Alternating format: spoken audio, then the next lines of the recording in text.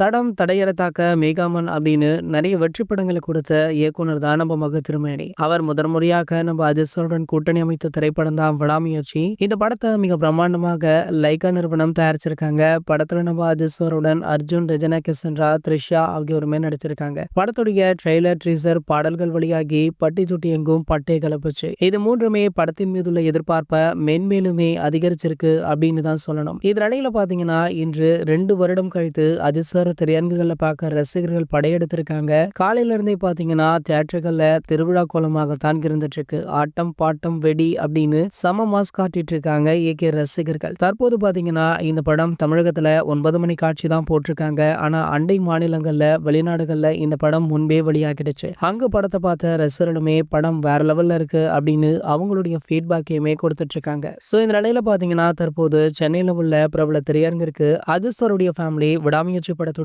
FDFS காட்சியை பார்க்க புறப்பட்டிருக்காங்களா. So அப்போது எடுக்கப்பட்ட புகைப்படங்கள், வீடியோக்கள் தற்போது வெளியாகி சமூக வலைதளங்கள்ல வைரலுமே ஆகிட்டு இருக்கு. சரி, உங்களை யாரெல்லாம் விடாமுயற்சி படம் பார்த்தீங்க, யாரெல்லாம் பார்க்க போறீங்க அப்படின்றத கீழே உள்ள கமெண்ட் செக்ஷன்ல கமெண்ட் பண்ணிட்டு நம்மளுடைய தமிழ் நியூஸ் எக்ஸ்பிரஸ் அப்படின்ற நம்ம சேனலை சப்ஸ்கிரைப் பண்ணிக்கோங்க.